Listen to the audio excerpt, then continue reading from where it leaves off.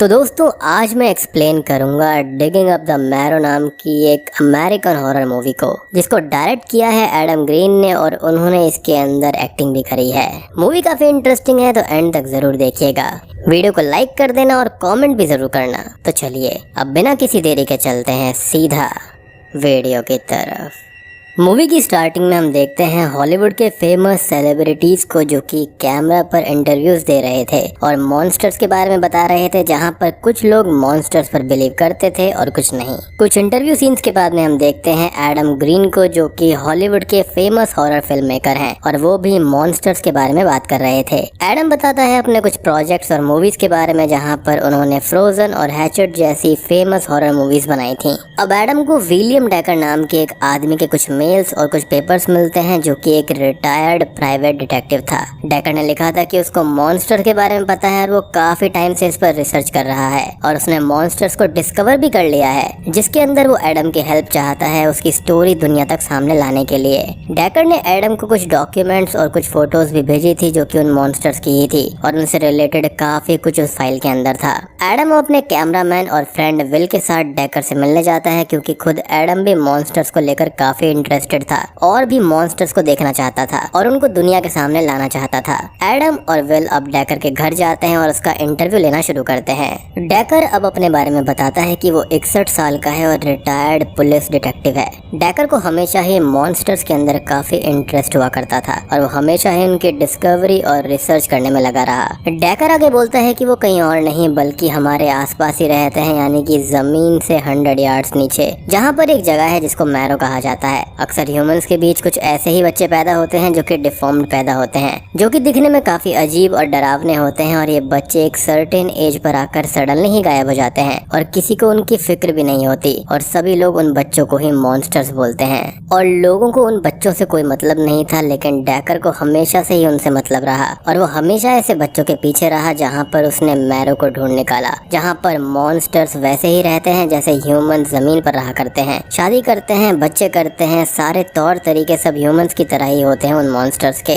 Decker आगे अपने बचपन का किस्सा सुनाता है जहाँ पर वो बचपन में अकेला था, उसका भाई बहन या कोई दोस्त नहीं था, इसलिए वो ज्यादातर वक्त अकेले ही गुजारा करता और एक दिन उसने एक मॉन्स्टर देखा पहली बार, जिसका मुंह और आंखें सरपेंट जैसी थी और वो कुछ दूर खड़ा होकर डेकर को ही देख रहा था और सडनली गायब हो गया। डेकर ने ये बात घर आकर किसी को भी नहीं बताई क्योंकि सब उसको पागल समझते और उसके बाद उसने बहुत से मॉन्स्टर्स देखे हैं जो कि दिखने में अलग थे, उनका बिहेवियर भी अलग था और कुछ बहुत बड़े थे और कुछ बहुत ज्यादा छोटे भी थे। डेकर ने उनको रिकॉर्ड करने की कोशिश की, लेकिन डे टाइम में कभी मॉन्स्टर बाहर नहीं आते और वो सिर्फ मैरो की ही फुटेज ले सकता है बाहर से और उन मॉन्स्टर्स की सिर्फ पेंटिंग ही उसने बनाई है कि वो कैसे दिखते हैं। अब एडम और विल वहाँ से जाने लगते हैं और कहते हैं कि वो अगले दिन डेकर का इंटरव्यू जारी रखेंगे और वो एक लॉक्ड रूम नोटिस करते हैं जिसके पास जाने से डेकर उनको रोक देता है और गुस्सा करता है, जो बात एडम को काफी अजीब लगती है। अब अगले सीन में एडम अपनी वाइफ और विल के साथ में खाना खा रहा होता है, जहाँ पर उसकी वाइफ ये बोलती है कि उसको तो डेकर पागल लगता है और मॉन्स्टर जैसा कुछ भी नहीं होता, जिस पर एडम बोलता है कि उसको मॉन्स्टर पर बिलीव है और अगर वो रियल होते हैं तो एडम पहला होगा जो कि उनको दुनिया के सामने लाएगा और वो काफी फैसिनेटिंग हो सकता है।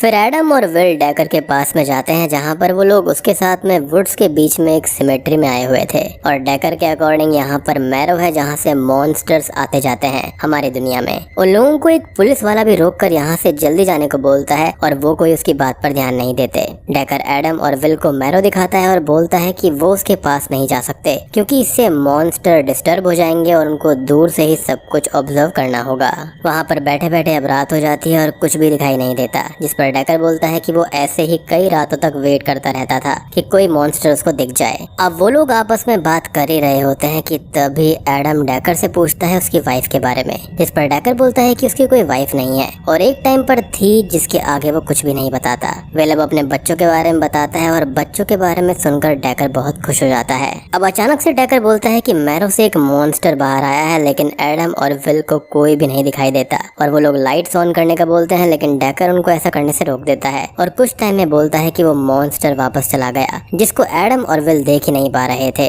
और ना ही विल को कैमरा के अंदर वो मॉन्स्टर दिखाई दिया था। अब अगले दिन अपने ऑफिस में एडम एडिटर जॉश से लास्ट नाइट की फुटेज चेक करवाता है, लेकिन हर तरह से देखने पर उस फुटेज के अंदर उन दोनों को ही कोई भी मॉन्स्टर नहीं दिखता। फिर अगले सीन में डेकर कुछ ड्राइंग्स दिखाता है जिसके अंदर वो एक मॉन्स्टर को दिखाता है जिसका नाम डेकर ने ही वेंस रखा था। और डेकर बोलता है कि उसने वेंस को कभी भी सिमेट्री से ज्यादा बाहर आते नहीं देखा और उसके हिसाब से वेंस मैरो का गेट कीपर या फिर गार्ड होगा जो कि वहाँ के लोगों को गाइड करता है, क्योंकि वेंस को फॉलो करते हुए डेकर ने कई लोगों को देखा है। एडम पूछता है कि ये पेंटिंग्स डेकर ने बनाई हैं, जिस पर डेकर बोलता है कि ये पेंटिंग्स उसने एक आर्टिस्ट से बनवाई थी कमीशन पर। अब डेकर दूसरे मॉन्स्टर की पेंटिंग दिखाने लगता है और बातों ही बातों में बोलता है कि ये उसके बेटे ने बनाई है, जिस पर एडम पूछता है कि डेकर का बेटा है, ये बात उसने उसको कभी क्यों नहीं बताई। डेकर सीधा सीधा एडम के सवालों को इग्नोर कर देता है जैसे ही वो बेटे के बारे में बोलता है। खैर उसके बाद में वो लोग उसी सिमेट्री पे होते हैं, यानी कि मैरो के पास में, और आज की रात भी वो मॉन्स्टर को रिकॉर्ड करने आए थे अपनी तैयारी के साथ, जहाँ पर उनके पास में नाइट विजन कैमरास और काफी सारी लाइट्स थी।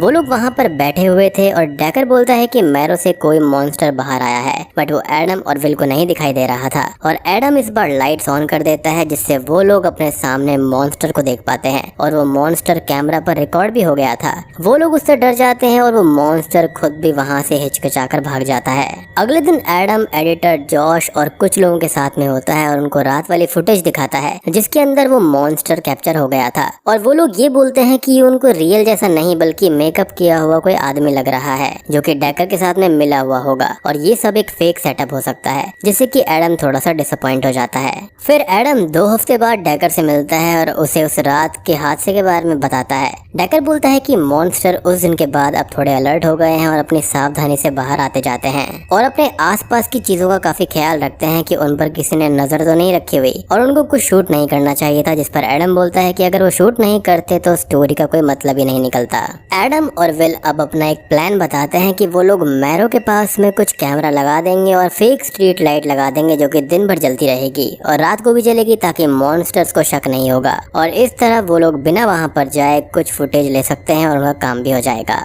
अगले सीन में एडम और विल उस मैरो के पास में 5 कैमरा लगा देते हैं जो कि सब कुछ रिकॉर्ड करेगा। फिर एडम फिर से डेकर का इंटरव्यू लेता है और डेकर बोलता है कि उसने अभी तक की रिसर्च में 40 से ज्यादा तरह के मॉन्स्टर्स देखे हैं या फिर उनकी स्पीशीज देखी है मैरो से आती हुई। एक मैरो एंट्रेंस अरिज़ोना में भी है लेकिन उसके बारे में डेकर को क्लियर नहीं पता, लेकिन एक एंट्रेंस यहाँ पर है जो कि वो जानते हैं और उन मॉन्स्टर्स को अगर कभी भी पता चला कि ह्यूमन उनके पीछे है तो वो उस एंट्रेंस को ऐसे बंद कर देंगे जैसे कि वहाँ पर कभी कुछ था ही नहीं और वो मे भी अंडरग्राउंड से भी किसी तरह दुनिया में ट्रैवल करते होंगे और वहाँ से वो कनेक्टेड होंगे। डेकर अब एक मॉन्स्टर की पेंटिंग दिखाते हुए बोलता है कि इसका नाम ब्रेला है जो कि अपना चेहरा अम्ब्रेला से कवर करके रखती है और वो देखने में काफी अट्रैक्टिव भी है। एक बार डेकर ने ब्रेला को एक आदमी के साथ देखा था और ब्रेला ने उस आदमी को अपने साथ सेक्सुअल डिजायर के लिए वो ले आई और कुछ दिन बाद उस जगह से एक आदमी की लाश मिली जिसकी बॉडी काफी बुरी हालत में थी, जिसका चेहरा फटा हुआ था और हाथ पैर कटे हुए थे। शायद से वो वही आदमी था जिसे मैरो को किसी मॉन्स्टर ने जान से मार दिया होगा और शायद से कोई मॉन्स्टर रेगुलरली ह्यूमंस को मार रहा है। वो आगे बोलता है कि दुनिया में कुछ मॉन्स्टर ऐसे भी हैं जो इविल हैं और वो ह्यूमंस को मार देते हैं। अब अगले दिन में एडम और विल उनके अपकमिंग शो की प्रोड्यूसर के साथ में होते हैं, जहां पर विल और प्रोड्यूसर सारा ये बोलते हैं कि एडम को डेकर जो कि अब उनको पागल लग रहा था और शायद से वो जो मॉन्स्टर दिखा था वो भी कोई नकली ही होगा और उन लोगों को डेकर से दूर रहना चाहिए और उनको अपने शो पर फोकस करना होगा। और वो लोग शो को होल्ड करके अपने ही करियर को होल्ड कर रहे हैं, जिस पर एडम बोलता है कि उन लोगों के पास में बहुत बड़ी अपॉर्चुनिटी है मॉन्स्टर्स के नाम की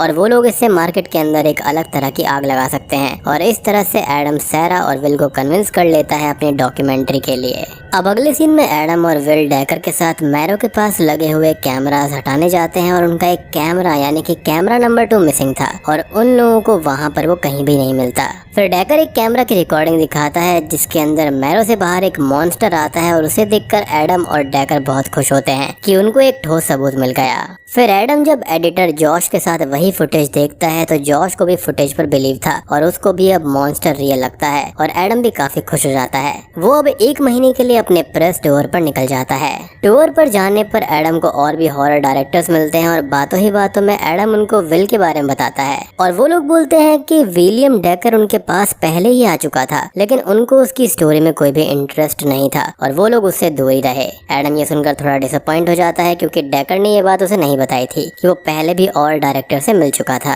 अब भाई ऑब्वियस सी बात है, ये तो कस्टमर है, ये तो 10 दुकानों पर जाकर रेट वगैरह पूछेगा। अब टूर से आने के बाद में एडम डेकर से मिलकर उसे बातों ही बातों में क्लियरली पूछता है कि क्या वो किसी और डायरेक्टर से भी मिला था जिस पर डेकर साफ साफ मना कर देता है कि वो तो सिर्फ एडम के पास ही आया था। और एडम ये सोचता है कि आखिर डेकर झूठ बोल क्यों रहा है, उसने अपने बेटे के बारे में भी झूठ बोला। खैर एडम और विल जॉश के साथ होते हैं और जॉश उनको कैमरा फुटेज दिखा रहा था जो कि पूरी किसी ने नहीं देखी थी, जिसमें डेकर कुछ कैमरास एक एक करके बंद कर देता है और मैरो के पास बैठकर एक स्पून से किसी को कुछ खिला रहा था, या फिर वो ये चीजें इमेजिन कर रहा होगा कि वहाँ पर कोई है, यानी कि वो मेंटली सिक था। दूसरी फुटेज में डेकर मैरो के पास बैठा हुआ था और वहाँ बैठकर रो रहा था। एडम, जॉश और विल अब आपस में बात कर रहे होते हैं कि डेकर जो भी कर रहा है वो बहुत ही अजीब है और वो ऐसा कर क्यों रहा है। मे बी वो मॉन्स्टर में किसी को अपना बेटा मानता हो या फिर वो मेंटली इल होगा, और मे बी कोई ऐसा पर्सन तो जरूर होगा ना जो कि डेकर को जानता हो और उसके बारे में सब बता सकता हो। और एडम को याद आता है कि डेकर बॉस्टन में पुलिस डिटेक्टिव था और वो विल के साथ बॉस्टन जाने का डिसाइड करता है। एडम और विल बॉस्टन जाते हैं जहाँ पर पुलिस हेड ऑफिसर उनको बताता है कि यहाँ पर कोई भी विलियम डेकर नाम का आदमी काम नहीं करता था, और ये चीज विल और एडम को अंदर से हिला देती है। वो दोनों वापस आ जाते हैं और वो डिसाइड करते हैं कि बिना डेकर के मैरो जाएंगे और देखेंगे कि वहाँ पर क्या सच है क्या झूठ है। वो लोग मैरो जाते हैं जहाँ पर उनको किसी के फुटस्टेप सुनाई देते हैं और कोई एडम का बूट अंदर खींच लेता है। वो लोग इसको भी नॉर्मली ही लेते हैं और तभी वहाँ पर डेकर आ जाता है और बोलता है कि उनको यहाँ पर नहीं आना चाहिए था और उन लोगों ने सब कुछ बिगाड़ दिया है। और वो एडम और विल पर बहुत गुस्सा करता है और तभी उन लोगों के पास बहुत सारे मॉन्स्टर आ जाते हैं और उन लोगों को रोकने लगते हैं, लेकिन वो समहाउ वहाँ से भागकर डेकर के घर आ जाते हैं। घर आने पर डेकर उनसे बोलता है कि उनको ऐसा नहीं करना चाहिए था और अब मॉन्स्टर मैरो को बंद कर देंगे और डेकर उसको खो देगा, जिसके बारे में एडम पूछता है कि किसको खो देगा, लेकिन डेकर आगे कुछ नहीं बताता। डेकर बोलता है कि वो मैरो में जा रहा है और अगले दिन एडम और विल उससे मिले, जिस पर पहले तो एडम नहीं मानता लेकिन बाद में एग्री हो जाता है।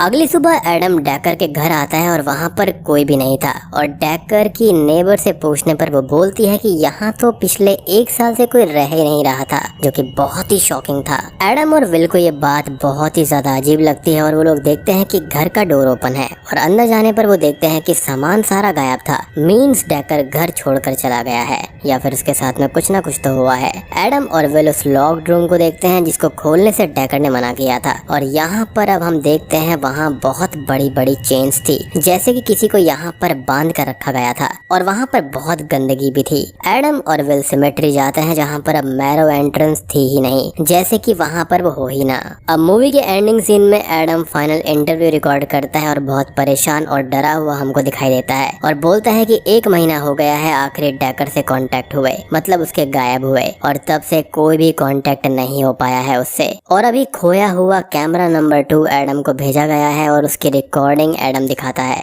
रिकॉर्डिंग में कोई उस कैमरा को लिए हुए मैरो के अंदर जा रहा था और वहाँ पर डेकर को एक सेल में नेकेड कैद कर रखा गया था और डेकर डरते हुए बोलता है कि मॉन्स्टर्स नहीं होते, और जिसने कैमरा पकड़ा हुआ था वो डेकर को टॉर्चर करता जा रहा था। अगले सीन की रिकॉर्डिंग में हम एडम के घर को देखते हैं जहाँ पर कैमरा उसे रिकॉर्ड कर रहा था और उसके पास हम कैमरा पकड़ने वाले का हाथ देखते हैं जो कि शॉकिंगली एक मॉन्स्टर का था और वो एडम पर अटैक कर देता है और बूम, ये मूवी यहीं पर खत्म हो जाती है। तो दोस्तों ये थी डिगिंग अप द मैरो की कहानी। उम्मीद करता हूँ कि आपको ये पसंद आई होगी।